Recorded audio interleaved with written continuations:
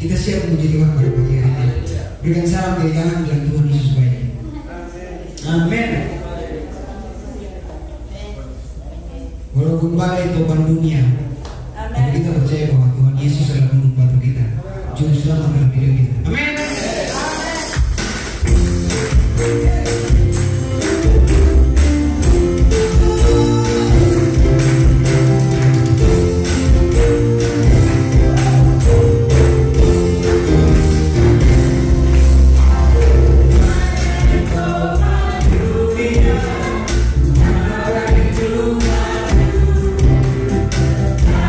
Because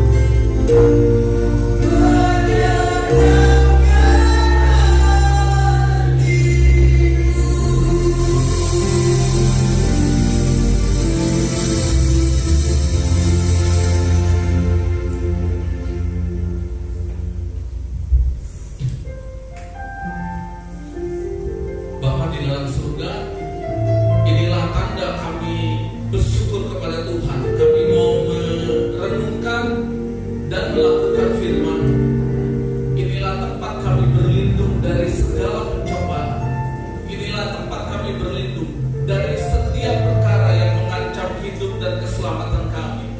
Hanya Tuhan dan firman Bapa dalam surga. Berkati kami semua anak-anak-Mu hari ini dengan firman yang kudus, yang berkuasa mengubahkan hidup kami, yang berkuasa untuk mencerahkan kami, yang berkuasa untuk membalikkan setiap keadaan. Sebab sebagaimana Engkau berkuasa, firman-Mu berkuasa, karena firman-Mu adalah Engkau sendiri. Terima kasih ya Bapa. Terpujilah nama-Mu dan berkati kami semua hari ini. Dalam nama Tuhan Yesus, kami sudah berdoa, mengucap syukur dan siap mendengar firman-Mu. Amin. Silakan duduk jemaat yang dikasihi Tuhan. Silakan duduk untuk para pelayan Tuhan yang sudah memberkati kita lewat pujian dan penyembahan. Hari ini kita akan belajar satu kitab, yaitu kitab Yakobus. Nah, memang kitab Yakobus ini adalah salah satu kitab yang cukup berat pemahamannya, sehingga memang menguraikannya harus perlahan-lahan. Nah, kitab Yakobus, saya mengingat waktu, saya tidak akan menjelaskan siapa dan latar belakang dari penulis kitab ini, yaitu Yakobus itu. Siapa Yakobus? Karena di Alkitab itu banyak sekali nama Yakobus ya, dan banyak yang menjadi tokoh Alkitab dengan nama Yakobus. Nah, saya tidak menjelaskannya tentang siapa Yakobus karena waktu. Sorry, sebentar.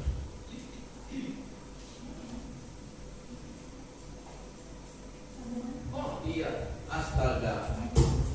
Beginilah kalau udah 63.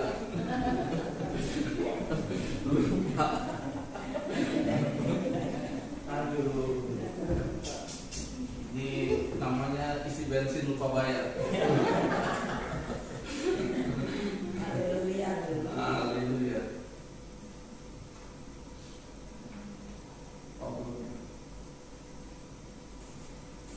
Sebentar ya. Ya, kita tidak akan membahas siapa Yakobus, dan kemudian saya mendahului penjelasan kitab Yakobus ini. Lagi di setting alatnya sebentar. Oke, terima kasih teman-teman yang di back office. Ya, Bapak Ibu yang dikasihi Tuhan, hari ini saya mengawali penjelasan kitab Yakobus dengan menggunakan satu pendekatan yang relatif baru, ya, relatif baru. Kalau saya bilang relatif baru ini bukan 10 tahun ya, sudah sekitar 30-40 tahun. Tapi itu relatif baru, yaitu pendekatan yang relatif baru dalam menafsirkan Alkitab. Kita tahu bahwa pendekatan yang paling tua dalam menafsirkan Alkitab adalah dengan menggunakan satu metodologi yang namanya hermeneutika, ilmu tafsir secara luas. Nah, di dalam hermeneutika itu ada satu bagian dari hermeneutika yang namanya eksegesi. Oke, jadi eksegesi itu bagian dari hermeneutika. Eksegesi adalah cara menafsir Alkitab secara sempit. Hermeneutika cara menafsir Alkitab secara luas. Saya nggak jelasin ya apa artinya luas, apa artinya sempit. Pokoknya itulah bendanya. Dan itu dipelajari di dalam sekolah-sekolah teologi. Semua hamba-hamba Tuhan yang memberitakan firman, dia wajib tahu tentang ilmu penafsiran Alkitab ini. Kalau tidak, maka penafsirannya bisa sesat. Oke ya, tafsir luas, tafsir sempit, hermeneutika dan eksegesi. Tapi belakangan ini, 40 tahun, 50 tahun belakangan ini, muncul pendekatan baru dalam membuat tafsir, tidak bertentangan tapi melengkapi. Namanya ilmu tafsir sastra Alkitab. Jadi ilmu tafsir sastra Alkitab adalah satu metodologi mempelajari bahasa, gaya bahasa, dan penulisan dari tiap-tiap kitab. Makanya namanya sastra. Oke. Sastra ini melengkapi yang namanya hermeneutika.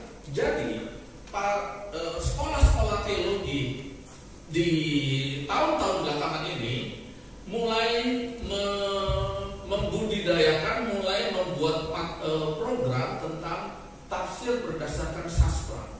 Oke ya. Ternyata jadi gini, Alkitab kita ini bukan diturunkan dari langit. Oke ya. Jadi tidak berbentuk buku plek jatuh gitu ya, enggak. Itu sama sekali enggak begitu. Ya, sama sekali tidak begitu. Alkitab ini ditulis oleh manusia lebih dari 4.000 tahun. Ya, manusia lebih dari 4.000 tahun dari berbagai zaman, tidak berkorelasi satu sama lain, tidak kenal satu sama lain, tetapi isinya karena dituntun oleh Tuhan, maka itu berkaitan satu sama lain. Nah, waktu mereka nulis karena dikuasai oleh Tuhan, mereka menulis dalam pemahaman budaya dan cara menulisnya masing-masing. Itu namanya sastra. Oke? Jadi, sekarang para ahli teologi mulai menyadari pentingnya memahami gaya sastra dari setiap penulis kitab ini. Saya kasih contoh. Seluruh perjanjian lama ditambah dengan 4 Injil. Itu gaya sastranya, itu namanya ancient biography. Biografi kuno. Ini bukan modern biografi, ini ancient, kuno. Ini biografi, bukan autobiografi. Beda sekali. Autobiografi dengan biografi itu beda. Jadi kalau kita mau memahami perjanjian lama dan mau memahami 4 Injil menurut pendekatan yang baru, maka kita harus belajar sastranya. Maka kita akan dilengkapi dengan ketika kita hanya belajar hermeneutika. Belajar hermeneutika bagus, nggak salah, dan itu berat. Eksegesis berat, tapi harus dilengkapi. Dalam perkembangan ilmu pengetahuan yang baru harus dilengkapi dengan apa? Dengan pendekatan sastra. Maka perjanjian lama dan Injil itu sastranya namanya genre. Kalau di musik itu kan ada genre ya, genre rock, genre pop, genre dangdut, gitu-gitu ya, dan mungkin genre blues, apa jazz, apa segala macam, itu genre, jenis musik. Nah, dalam sastra juga ada genre-genrenya. Untuk perjanjian lama dan 4 Injil itu genrenya adalah ancient biografi kuno. Kalau untuk kisah para rasul itu genrenya adalah historical report.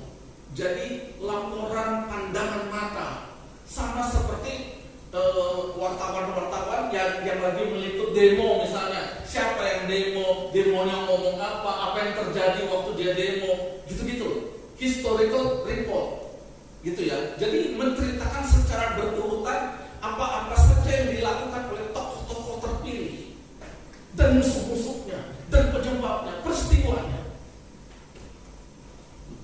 Hampir tidak ada pengajaran di situ.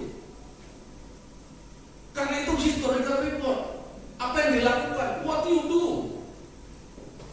Gitu ya. Itu kisah para rasul. Kalau kitab surat-surat, surat Paulus, surat Yakobus, surat Petrus, surat Yudas, surat Yohanes, itu genrenya adalah pastoral letters. Pastoral. Itu surat-surat itu isinya adalah bimbingan, konseling, teguran. Jadi pastoral, genrenya adalah pastoral. Kalau kitab Wahyu, genrenya itu adalah apokalipsis atau nubuatan. Jangan berharap di kitab Wahyu ada pengajaran, nggak ada. Jangan berharap di kitab Wahyu itu ada historical, nggak ada. Makanya waktu kita menafsir kitab Wahyu,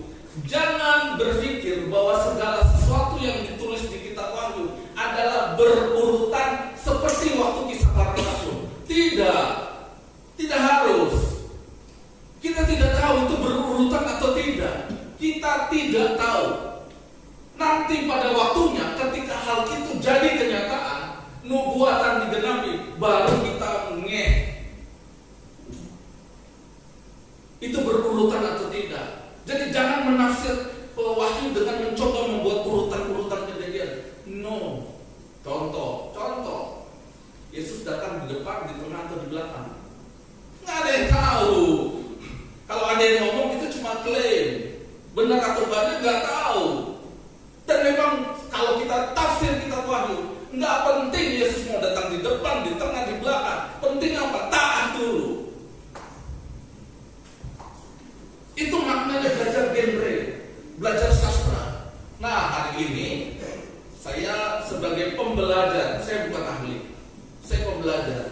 Saya juga baru belajar soal genre sastra ini. Itu sebabnya maka saya jadi banyak menghabiskan waktu karena bukan hanya belajar hermeneutika, bukan hanya belajar eksegesis, tapi juga harus belajar sastranya sehingga koleks gitu ya. Karena begitu banyak materi yang harus dipelajari. Oke, Yakobus itu ada 5 kitab. Hari ini saya akan menuntun Bapak Ibu per kitab. Kita hanya akan belajar Yakobus 1. Nanti kalau Tuhan izinkan saya masih ada nyawa, kita akan belajar Yakobus 2. Kita akan belajar Yakobus 2, 3, 4 sampai 5 lengkap dengan genre-genrenya. Oke ya. Karena susunannya beda-beda.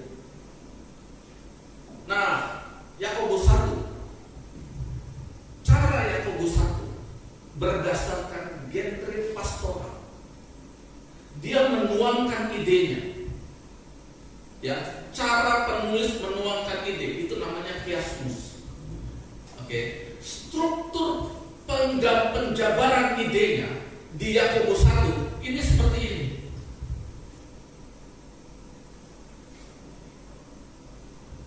Jadi penulis Yakobus dalam menulis Yakobus 1 itu bermaksud untuk menyampaikan pokok-pokok pengajarannya secara bertingkat-tingkat. Awalnya Yakobus 1 itu langsung masuk kepada apa yang namanya pengujian dan pencobaan. Orang percaya pasti mengalami pengujian dan pencobaan. Lalu kemudian yang kedua adalah supaya orang percaya berhasil memuliakan Tuhan meskipun ada dalam pengujian dan pencobaan, maka syarat utamanya menurut kitab Yakobus, syarat utamanya orang percaya itu harus punya iman dan hikmat. Kalau dia nggak punya iman, nggak punya hikmat, dia nggak akan lolos dari pengujian dan pencobaan. Iman dan hikmat menurut kitab Yakobus adalah alat uji untuk menampi apakah seseorang itu dia adalah orang percaya yang betul-betul diselamatkan atau cuma ngaku-ngaku percaya.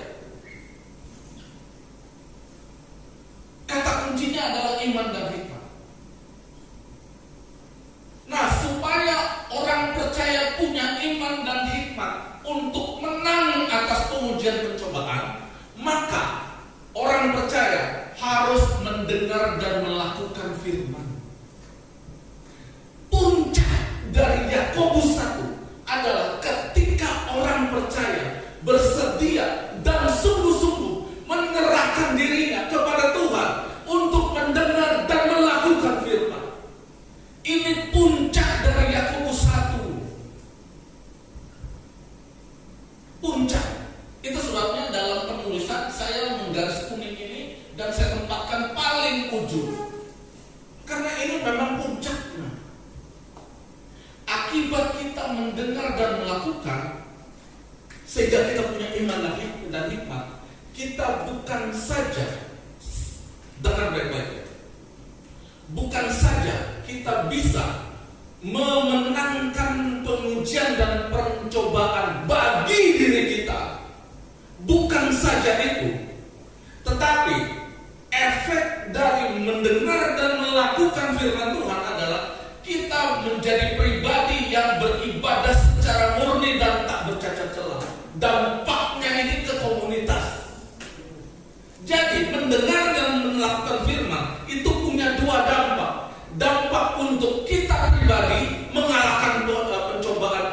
pengujian, tapi punya dampak untuk komunitas. Yaitu apa? Kita menjadi orang yang menjadi model dari ibadah yang murni dan tak bercacat celah. Itu maksudnya kitab Yakobus menulis Yakobus 1, supaya orang percaya yang menjadi subjek dari penulisan surat ini, endingnya adalah menjadi orang yang menjadi model teladan dalam ibadah yang murni dan tak bercacat celah. Kenapa? Karena mendengar dan melakukan. Karena menjadi contoh bagaimana orang itu berhasil mengalahkan pengujian dan pencobaan yang pasti dialami tiap-tiap orang. Bapak Ibu udah dapat gambarannya semua? Kalau gitu khotbah ini bisa selesai. Lah ya, kalau udah ngerti ya sudah selesai gitu loh. Ini baru Yakobus 1. Nah Pak Bu, kalau kita paham Yakobus 1, maka di Yakobus 2 kita akan paham salah satu statement dari Yakobus yang begitu fenomenal, yang begitu menimbulkan salah pengertian pertentangan, yaitu apa? Iman dan perbuatan. Sebenarnya itu terjemahan yang harus dimaknai dengan lebih clear, karena sebenarnya Yakobus itu mau mengatakan gini, iman yang melahirkan perbuatan. Tapi kita baru bisa mengerti jargon itu kalau kita paham dulu Yakobus 1. Kalau kita nggak paham struktur kiasmus ini, kita akan salah mengerti yang namanya iman dan perbuatan. Kayak tadi yang di tayangan tadi, Voice of Pentecost, ya, itu benar itu iman dan perbuatan itu betul banget. Tapi untuk mengertinya kita harus paham dulu secara bertingkat-tingkat. Sebelum paham itu, paham dulu Yakobus 1. Nah hari ini kita akan belajar Yakobus 1. Kita sampai jam 12 ya Pak? Ya. Oke, siap. Oke. Saya bacakan dulu ya.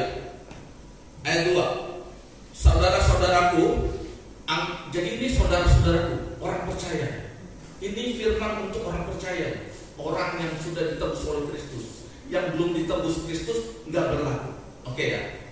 Saudara-saudaraku, anggaplah sebagai suatu kebahagiaan apabila kamu jatuh dalam berbagai-bagai pencobaan. Anggaplah sebagai suatu kebahagiaan. Wah, ini kontras betul dengan keluhan orang-orang di zaman itu. Saya nggak terlalu cerita lah historisnya kayak apa, karena waktunya nggak cukup. Tapi at the end, Yakobus bilang begini, anggaplah sebagai satu kebahagiaan. Jadi sebenarnya peristiwa yang dialami jemaat itu membahagiakan atau tidak? Tidak membahagiakan. Secara kasat mata, secara peristiwa, jemaat yang menjadi subjek dari surat-surat ini, dia tidak dalam posisi bahagia. Karena apa? Karena mengalami pencobaan dan pengujian. Tapi kontroversinya, Yakobus itu bilang begini, anggap kebahagiaan. Nah, saya perlu menjelaskan sedikit kata anggap kebahagiaan. Ini kata yang bukan main-main. Kata anggap itu begini, sesuatu yang harus ditanamkan terus-menerus seumur hidup. Karena karakter katanya adalah kata kerja auris. Jadi gini, cuma termasuk kita di Omikore, termasuk saya. Saya dan Bapak Ibu harus secara terus-menerus menanamkan pemahaman bahwa saya, saudara, akan terus-menerus berbahagia meskipun terus-menerus akan mengalami pengujian dan pencobaan. Tidak boleh mengeluh. Harus menganggap itu sebagai kebahagiaan. Kenapa? Kan pertanyaannya gitu kan? Kenapa Yakobus itu mengatakan harus dianggap bahagia kalau kamu jatuh dalam pengujian atau pencobaan? bahasa Indonesianya itu dua kata, pengujian, pencobaan. Tapi dalam bahasa Yunani itu sebenarnya satu kata saja, tapi punya dua makna. Oke. Sorry, saya salah pengujian. Jadi gini, kata pencobaan, peirasmos, itu artinya bukan hanya pencobaan, tapi juga pengujian. Oke. Jadi buat Tuhan, apakah kamu jatuh karena pengujian atau karena pencobaan, itu buat di mata Tuhan sama aja. Kamu harus punya mental menang. Baik kamu mengalami pengujian maupun kamu mengalami pencobaan, kamu harus hadapi dengan mental menang. Apa? Menganggap itu sebagai kebahagiaan. Nah, tapi saya belum jelasin kenapa kita harus anggap itu sebagai satu kebahagiaan. Oke ya.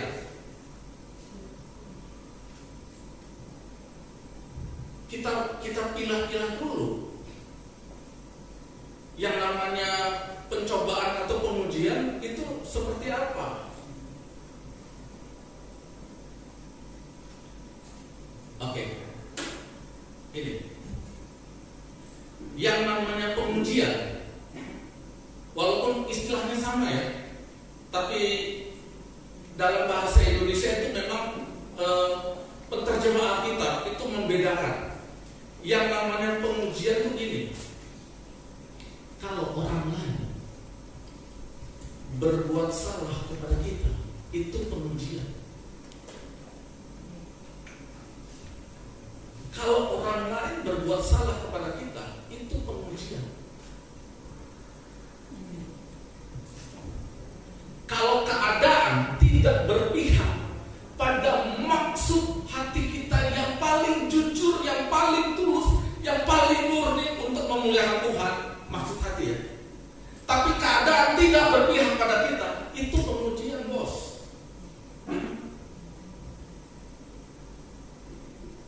Lalu pencobaan itu apa? Pencobaan kalau kita yang melakukan kesalahan.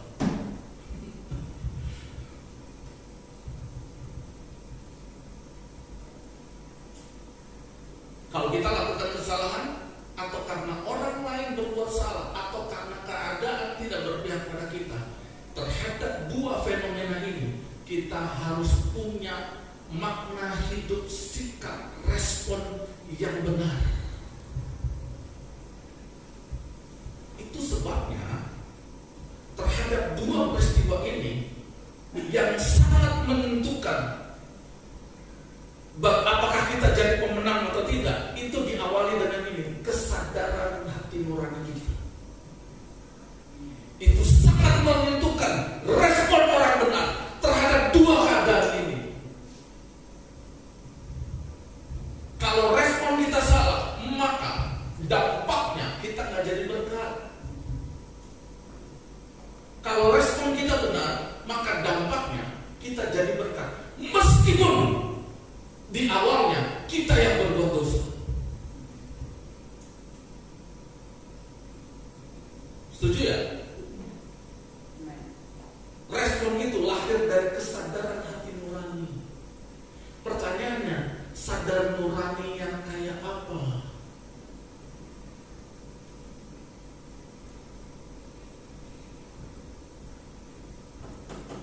Baik pencobaan maupun pengujian itu diizinkan oleh Tuhan. Dengan tujuan apa? Kita dilatih oleh Tuhan. Jadi waktu kita melakukan kesalahan kepada Tuhan, ini hanya berlaku untuk orang benar ya. Ini hanya berlaku untuk orang benar ya. Waktu kita melakukan kesalahan kepada Tuhan, Tuhan mengambil manfaat bukan saja untuk menyadarkan kita, tapi Tuhan mengambil manfaat dari peristiwa itu untuk melatih kita bagaimana supaya kita tidak lakukan kesalahan itu lagi. Berarti sampai di situ tidak. Tuhan mengambil manfaat, melatih kita, bukan saja supaya kita sadar dosa, bukan saja supaya kita tidak berbuat dosa lagi, tapi ini supaya kita menjadi berkat bagi orang yang mungkin melakukan kesalahan yang sama. Itu positifnya. Itu sebabnya kita harus berbahagia, karena kita ditangani bukan oleh Allah yang pendendam. Kita ditangani oleh Allah yang maha kasih, tapi tidak murah. Bapak Ibu, dididik Tuhan, itu jangan pikir kita nggak akan keluar air mata. Keluar air mata sampai air mata kering. Itu banyak orang mengalami. Saya percaya Bapak Ibu juga mengalami, termasuk yang khotbah. Ngalamin sampai mau nangis sudah nggak bisa nangis.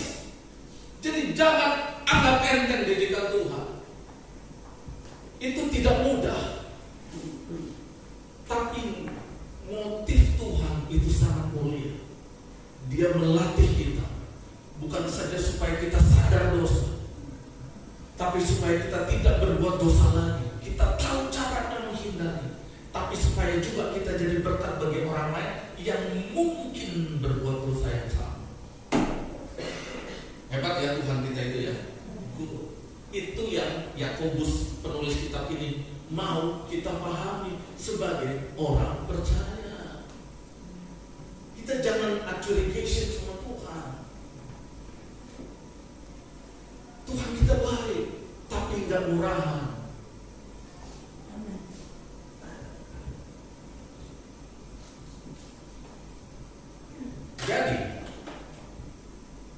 Jadi kalau kita berdosa karena kita terjerumus dalam dosa, maka Tuhan melatih kita, menyadarkan kita, pertama supaya kita bertobat dan minta ampun.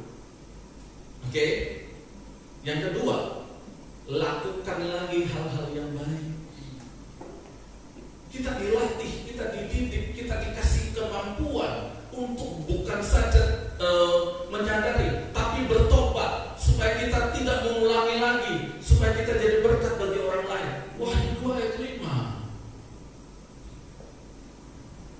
Nah, bagaimana dengan orang yang jatuh dalam pencobaan bukan karena dia berbuat dosa, tapi karena orang lain berbuat dosa, karena keadaan lagi jalan ditabrak orang, kan bisa kan? Kita jujur, kemudian kita difitnah, kan bisa kan? Nah, apa yang harus kita lakukan? Apa latihan yang Tuhan mau lakukan pada orang seperti itu? Tuhan tidak turun dengan pedang lalu babat musuh-musuh kita. Itu bukan kitab kita. Tuhan turun dan melatih kita supaya kita bertekun dalam kebenaran meskipun rugi, sampai kita berbuah. Itu ada di Yakobus 1 ayat 4. Bapak Ibu baca aja deh. Jadi pada waktu kita akibat perbuatan orang lain, kita ada dalam masalah, jangan berdoa gini, Tuhan balaskan ke dia. Itu Tuhan tidak. Itu bukan tipikal Tuhan kita. Doa kita harusnya doa pahlawan, doa orang benar. Tuhan, ajar aku bertekun sehingga aku berbuah menjadi berkat bagi siapapun, termasuk bagi mereka. Karena itu yang Alkitabiah, itu yang ditulis oleh kitab Yakobus. Baca aja Yakobus 1 ayat 4.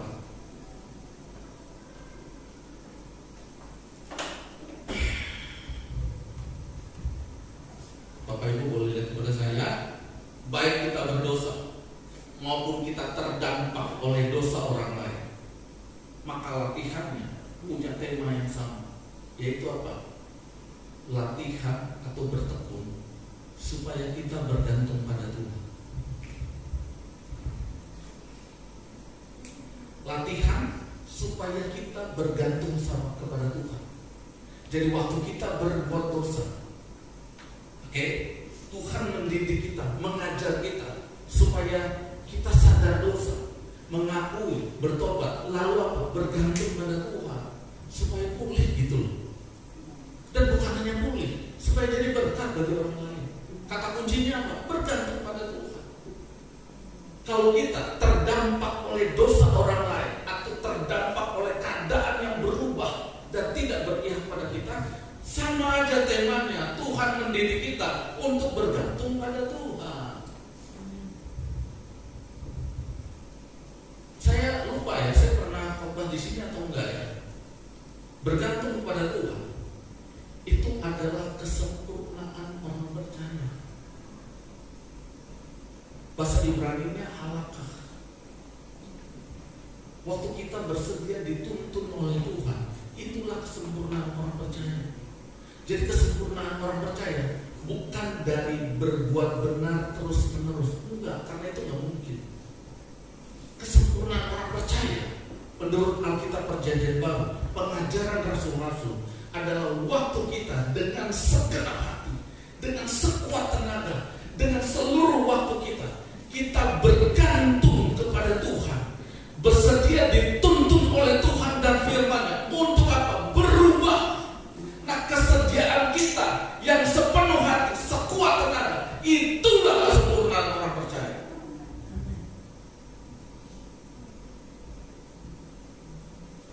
Itu kesempurnaan. Nah, hari ini saya akan menguraikan apa yang namanya bergantung pada Tuhan. Ada tanda-tanda. Yang pertama, orang yang bergantung pada Tuhan, tanda pertama, tanda utama ada ini, kerinduan akan firman. Kerinduan akan firman. Saya ulangnya, tanda awal, tanda utama orang dipenuhi Roh Kudus, orang diselamatkan Tuhan. Tanda awal, tanda utama orang itu bergantung pada firman. Dengan segala hormat, saya meyakini tanda awal orang dipenuhi Roh Kudus adalah bergantung pada firman Tuhan, bukan yang lain. Dengan segala hormat, dengan segala hormat, tanda utama, tanda awal orang dipenuhi Roh Kudus adalah dia rindu kepada Tuhan. Rindu, kerinduan yang tidak bisa dikalahkan oleh apapun juga. Mau lo lapar, mau lo kenyang, mau lo ada waktu, mau lo ada kerjaan, mau lagi nganggur, mau lagi dapat berkat, mau lagi dapat masalah, kerinduan akan Tuhan selalu muncul dalam hidupmu, tidak bisa dikalahkan.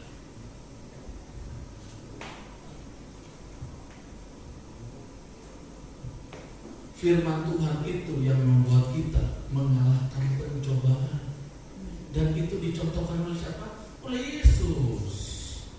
Yesus dicobai, Yesus mengalami pencobaan. Apa yang dilakukan oleh Yesus? Ada tertulis, kan gitu.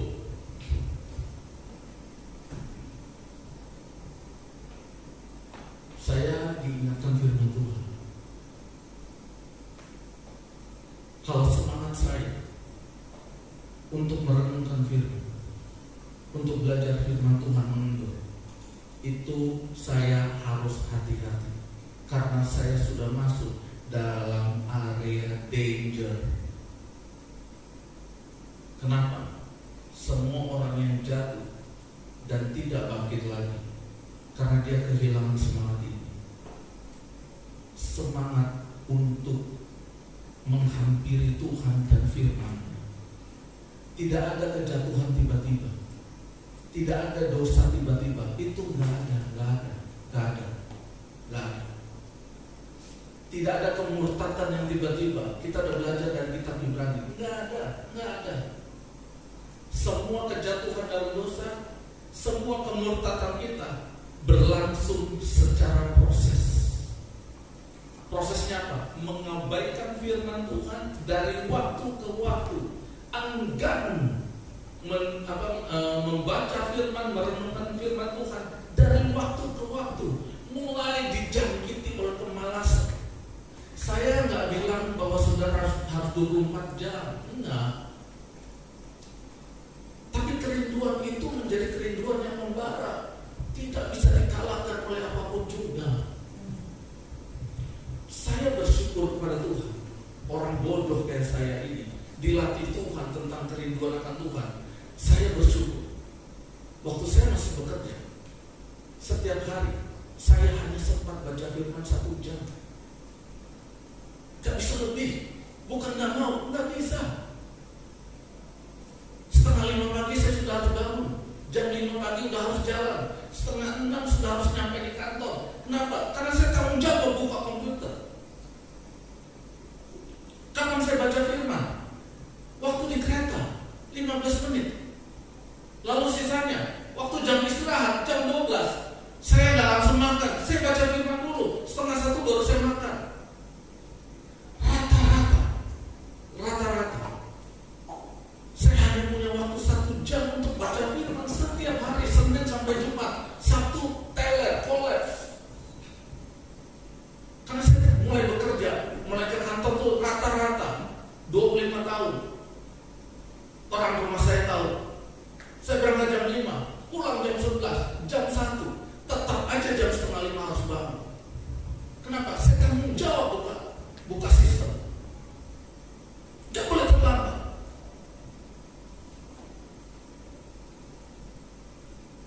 Dan saya bersyukur saya dilatih kerinduan di tengah-tengah keterbatasan itu. Sehingga waktu saya pensiun, wah itu kerinduan yang meluap-luap, tak tertandingi lagi. Sampai sakit-sakit. Tidak bisa dikalahkan. Karena saya tahu betul, ini letak kekuatan saya. Saya bukan lahir dari orang yang hidup baik-baik, enggak. Saya trauma dengan masa lalu, kesalahan demi kesalahan. Dan saya tahu, cuma firman yang membuat saya berubah dan benar di hadapan Tuhan. Karena itu, saya bersungguh-sungguh. Jangan sampai saya kehilangan cantelan untuk hidup benar. Walaupun tidak juga bisa benar setiap hari. Tapi paling tidak saya berjuang untuk cantelan itu jangan lepas dari tangan saya. Dalam bulan ini saja saya sudah dua kali sakit, jatuh, kolaps. Karena banyak hal yang harus saya pelajari. Secara teologi tadi saya sampaikan, saya bukan hanya belajar hermeneutika, eksegesi dan lanjut terus belajar, enggak. Saya belajar sastra dan itu sastra itu sulit sekali. Itu baru yang bersifat teologi. Lalu yang non teologi.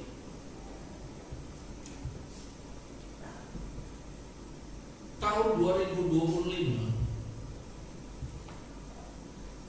akan diterapkan yang namanya Web 3, Web 3. Handphone kita, semua platform-platform yang ada itu semua berbasis Web 2, Web 2. 2025 itu akan diterapkan Web 3. Saya nggak tahu ini akan scratch atau apa. Web 3 itu sangat-sangat powerful dan itu mengubah semua platform komunikasi kita nanti. Saya harus belajar. Begitu saya tahu itu, saya tidak bisa menahan diri saya untuk belajar Web 3. Dan akibatnya waktu belajar Web 3, saya ketemu lagi satu bahan, yaitu apa? Yang namanya digital money. Hari ini belum ada digital money, belum ada. Bukan cryptocurrency ya, itu currency dan itu di trading, nggak di money, uang yang ada di dompet kita itu nanti uangnya digital dan belum ada. Yang akan muncul nanti adalah mata uang digital yang diterbitkan oleh swasta, yang kedudukannya tidak berafiliasi pada satu negara pun. Dia berbasis apa? Berbasis Web 3, blockchain yang belum pernah diterapkan sebelumnya. Apa? Blockchain yang desentralisasi. Apa maksudnya blockchain desentralisasi?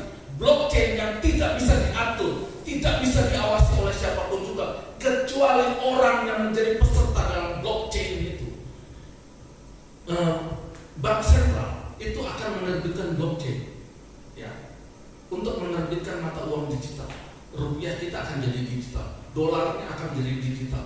Tapi blockchainnya adalah centralized, diatur oleh bank sentral. Nanti akan muncul blockchain yang tidak bisa diatur oleh satu pihak pun. Diatur oleh siapa? Diatur oleh komunitas dunia ini. Dan mata uang itu, menurut penelusuran itu sudah persiapannya sudah 80% per hari ini. Rencananya akan diumumkan di 31 Desember 2024 dan akan diberlakukan 1 Januari 2025. Kalau itu berlaku, maka dunia akan punya mata uang baru yang diterbitkan oleh masyarakat, bukan oleh pemerintah, yang hanya diawasi oleh masyarakat dan tidak bisa diintervensi oleh siapapun juga. Teman saya bilang begini, Pak, itu kemungkinan kemunculan antikristus atau tidak? Waduh, saya nggak tahu. Saya nggak ingin menafsir sampai sejauh itu. Saya cuma ingin menelusuri ini dampaknya apa pada kehidupan kita. Total kita akan berubah. Dan saya lagi menunggu. Ini benar nggak dia akan launching 1 Januari 2025 gitu? Diumumkannya 31 Desember pas hari tahun baru. Saya nggak sebut lah mata uangnya apa. Nanti dipikirnya saya promosi lagi. Tapi persiapannya 80%. Sebut saja semua konglomerat di dunia ini. Dunia ya, bukan Indonesia. Sebut saja semua konglomerat di dunia ini yang tidak bergabung dengan orang ini. Tidak ada. Waktu baca itu, wah, habis waktu sampai sakit. Lalu kemudian saya berdoa sama Tuhan. Saya harus gimana Tuhan? Saya lagi dalam masalah. Saya nggak mau kehilangan kesempatan untuk belajar firman, terutama itu. Saya nggak mau. Kalau Tuhan kasih hikmat, nanti kita akan masuk pada belajar tentang hikmat ya. Ayat 5. Tetapi apabila di antara kamu ada yang kekurangan hikmat, hendaklah ia memintanya kepada Allah yang memberikan kepada semua orang dengan murah hati dan dengan tidak membangkit-bangkit, maka hal itu akan diberikan kepadanya. Pak Bu, waktu kita mau lolos dari pencobaan, maka kita harus minta hikmat dari Tuhan. Ini bukan dengan kekuatan kita. Jadi orang yang bergantung pada Tuhan, nanti saya sambung ke situ ya. Saya lanjutkan ini dulu. Orang yang bergantung pada firman Tuhan, dia rindu akan firman Tuhan, dia rindu akan karakter Kristus. Nah ini penghantar untuk Yakobus 2. Orang yang rindu Tuhan, orang yang diselamatkan, tanda awal, tanda utama rindu Tuhan. Oke? Kalau orang rindu Tuhan, maka implikasinya karakternya berubah. Dan orang yang punya karakter Kristus, wow, implikasinya, endingnya, ini dia. Orang itu adalah orang yang bertanggung jawab dalam hidupnya. Karena kerinduan akan Tuhan, akan firman, melahirkan karakter Kristus. Karakter Kristus pasti, karakter Kristus pasti membuat kita bertanggung jawab dalam hidup. Pasti. Urut-urutan ini yang mendasari Yakobus 2 ngomong tentang iman dan perbuatan.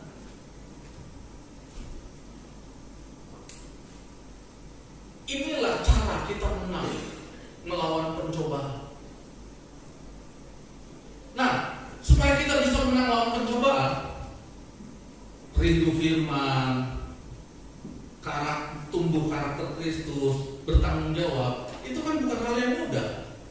Maka supaya kita mampu melakukan itu, kita harus minta hikmat. Pertanyaannya, hikmat itu apa? Hikmat itu adalah kemampuan untuk membuat keputusan. Hikmat itu adalah kemampuan untuk melakukan kebenaran. Itu definisi hikmat menurut Alkitab. Saya tidak ingin membahas ini secara dalam, tapi ini hanya sebagai pengantar. Apa bedanya? Jadi Bapak Ibu boleh lihat kepada saya dulu, boleh lihat. Hikmat itu letaknya bukan di kepala. Hikmat itu letaknya bukan di kepala. Hikmat itu letaknya di tangan. Di tangan. Tangan yang memilih, tangan yang mengerjakan. Itu hikmah. Saya kasih contoh nih. Tirsa sebentar lagi akan menikah. Oke? Dia memilih Clement sebagai calon suaminya. Waktu tangannya Tirsa memilih Clement, itu hikmah.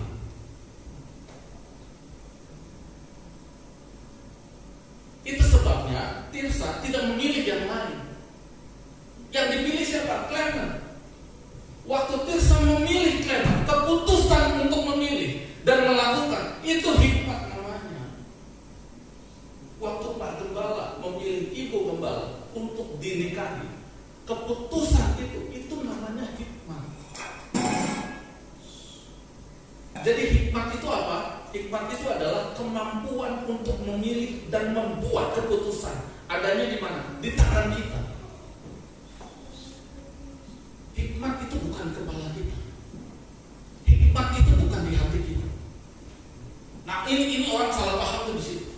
Hikmat itu kemampuan membuat keputusan, kemampuan eksekusi. Tapi hikmat itu tidak datang, apa ya, kalau bahasa Jawanya tidak datang ujuk-ujuk gitu loh. Dan lihat gitu, enggak. Tidak sekonyong-konyong. Hikmat itu ada prosesnya. Waktu tangan memilih, waktu keputusan dibuat, itu lahir dari sebuah proses. Apa prosesnya? Nah, kita belajar di sini secara sepintas. Bahasa Ibrani-nya da'at. Apa itu? Pengetahuan. Bahasa Yunani-nya epignosis. Pengetahuan. Kita ngerti dulu sesuatu itu apa. Konteksnya Tirsa misalnya. Konteksnya Pak Gem waktu memilih ibu. Konteksnya Tirsa waktu memilih Clement. Tuhan kasih pengetahuan dulu, da'at dulu. Rumah tangga itu apa? Suami itu apa? Istri itu apa? Orang benar itu apa? Itulah da'at. Itulah pengetahuan. Itu letaknya di mana? Di kelapa. Jadi yang ada di kelapa, di kepala, itu da'at, bukan hikmat. Dasar dari hikmat apa? Da'at, pengetahuan. Pengetahuan penting gak? Penting. Tapi apakah berhenti di pengetahuan? Tidak. Apa itu suami? Apa itu rumah tangga? Apa istri? Itu semua da'at. Pertanyaannya, bagaimana mereka bekerja? Bagaimana sesuatu itu harus bekerja sesuai dengan keinginan Tuhan? Itu namanya tegunah. Itulah namanya pengertian, understanding. Da'at itu knowledge, pengetahuan. Bekerjanya pengetahuan itu namanya understanding, pengertian. Nah, waktu kita udah ngerti pengetahuan, kita udah ngerti pengertian, baru kita membuat keputusan milih siapa, tinggal di mana, kerja apa. Nah, waktu memilih berdasarkan pengetahuan, berdasarkan pengertian, memilih itulah yang namanya hikmah atau hikmah.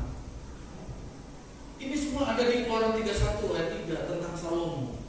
Salomo punya ini secara luar biasa. Saya titip diskusi ya, tapi nggak hari ini. Saya titip diskusi ya. Salomo punya semua ini, betul ya? Salomo dibilang orang berhikmat, betul? Betul kan? Di perjanjian lama. Pertanyaannya, kenapa Salomo berdosa? Kenapa Salomo istrinya 1000? Oh, dia punya hikmat, tapi kenapa istrinya 1000? Kenapa keputusannya salah? Katanya berhikmat, punya kemampuan membuat keputusan. Kenapa Salomo membangun berhala-berhala? Kenapa Salomo, orang yang punya hikmat, membuat keputusan yang salah dengan membangun berhala, dengan memilih istri 1000? Itu kita bahas Salomo. Kita nggak bahas hari ini. Titik problem aja supaya jadi bagian. Oke ya, kita kembali ke firman Tuhan hari ini. Kalau kita punya hikmat,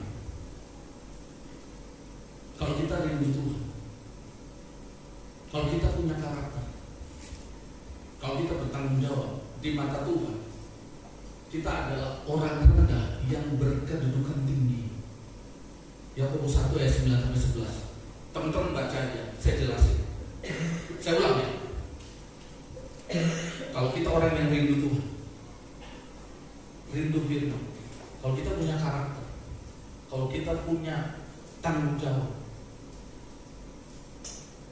kalau hikmat kita benar, keputusan-keputusan kita benar, maka di mata Tuhan kita adalah orang yang berkedudukan rendah.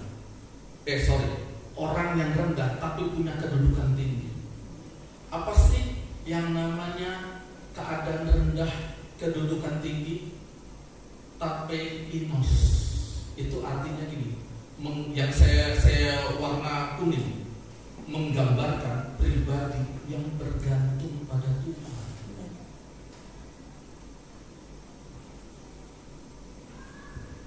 Yakobus ini nulis hal ini, itu referensinya dari khotbah Yesus di bukit, Matius 5 ayat 3. Apa itu?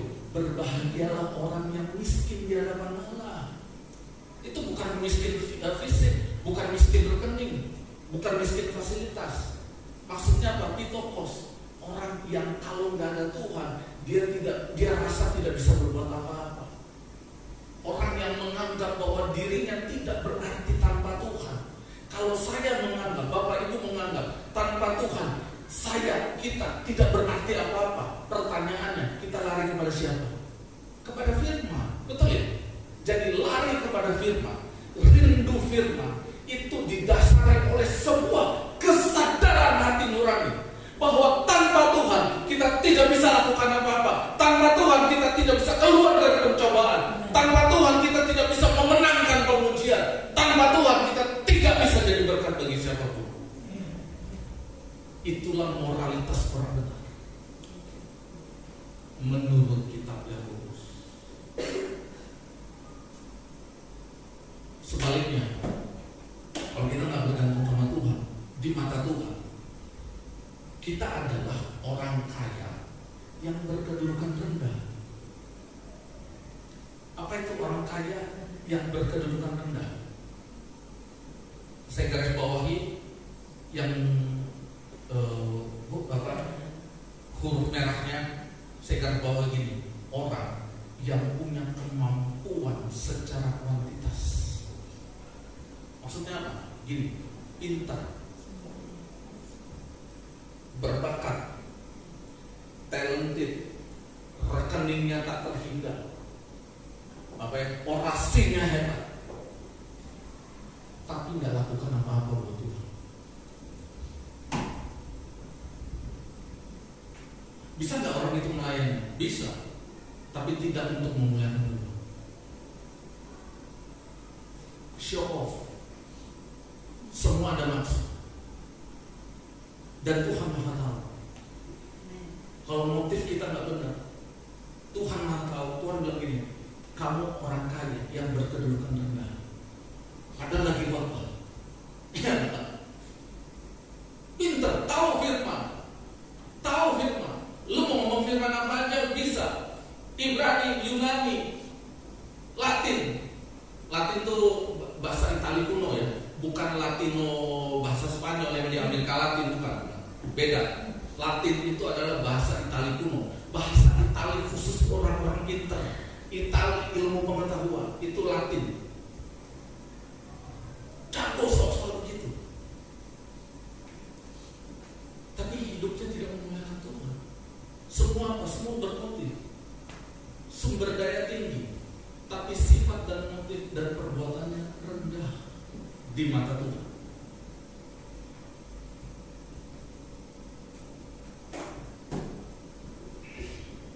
Maka Tuhan bilang begini, ending dari kitab Yakobus 1. Oleh karena itu, nasihatnya itu begini: Shema, mendengar dan melakukan firman Tuhan. firman Tuhan itu bukan hanya menambah pengetahuan, tapi berkuasa mengubah hidup orang percaya.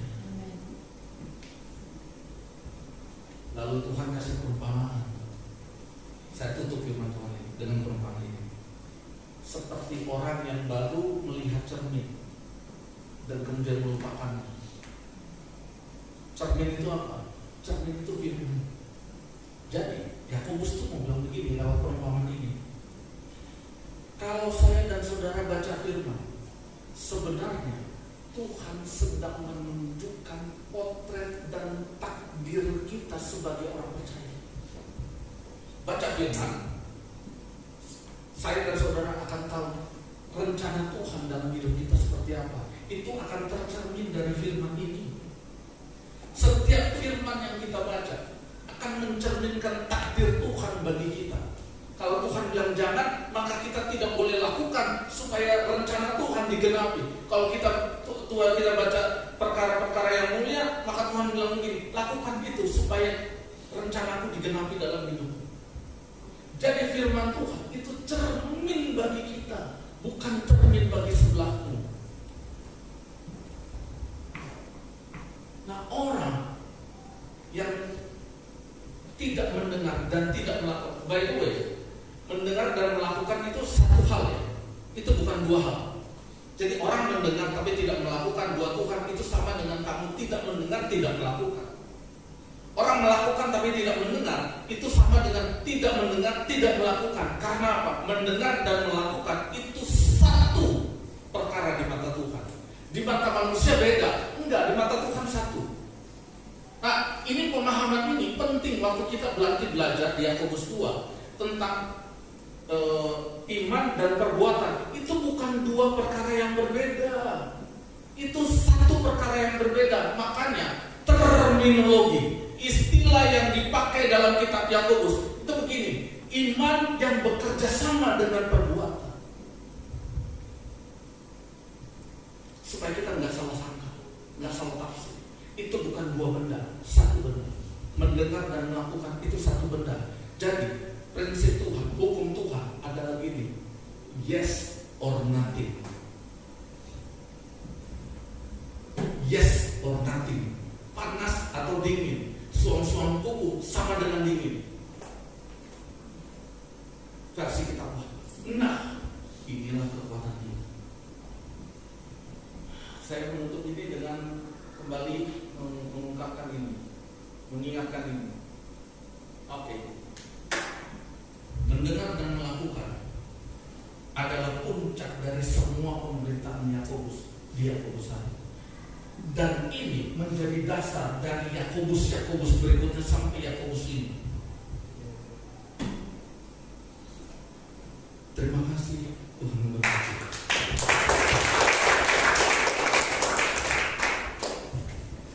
Saya serahkan pada petugas.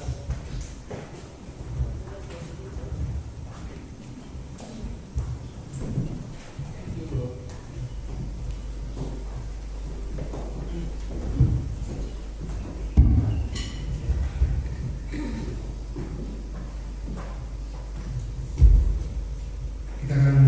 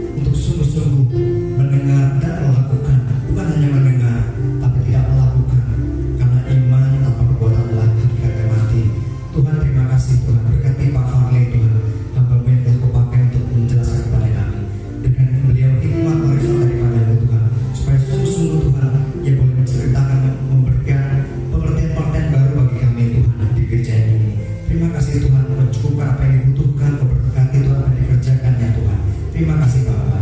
Kami juga mengucap syukur pada pagi ini. Kami berdoa Tuhan untuk jemaat yang hadir Tuhan. Kami mengucap syukur bahwa Engkau punya rencana atas kami semua yang hadir. Bagi mereka yang dalam kelemahan tubuh karena sakit, mari Tuhan memberkati, lawat mereka satu persatu Bapak.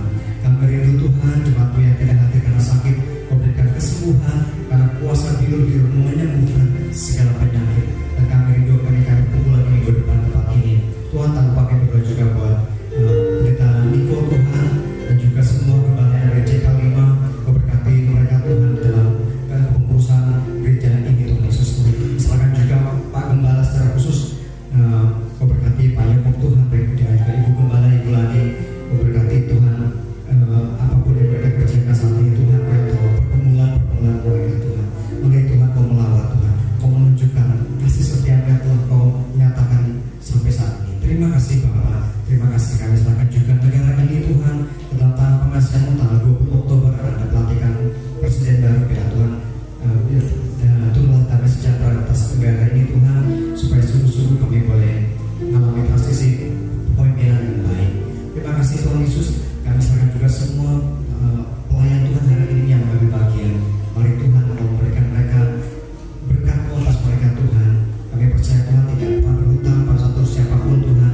Kau akan berkati mereka, pakai mereka lebih lagi ke waktu-waktu berikutnya di tempat ini. Terima kasih Bapak, terima kasih untuk semua kasih setia-Mu. Kami sungguh merayakan betapa baiknya Engkau dalam hidup kami dengan melakukan firman dan doa kami Tuhan. Terima kasih Bapak, di masa kami akan menerima berkat. Dalam nama Tuhan Yesus saja kami berdoa dan mengucap syukur. Jemaat yang terkasih, saya mengundang kami berdiri, dan sebelum kita kembali ke tempat kita masing-masing, kita menerima berkat yang dari Tuhan. Terimalah berkat Tuhan. Kamu telah menerima Kristus Yesus Tuhan kita. Karena itu, hendaklah hidupmu tetap di dalam Dia. Hendaklah kamu berakar di dalam Dia dan dibangun di atas Dia. Hendaklah kamu bertambah teguh dalam iman yang telah diajarkan kepadamu, dan hendaklah hatimu melimpah dengan syukur. Bapa di dalam surga, inilah kami anak-anak-Mu. Tuhan, jamah dan berkati kehidupan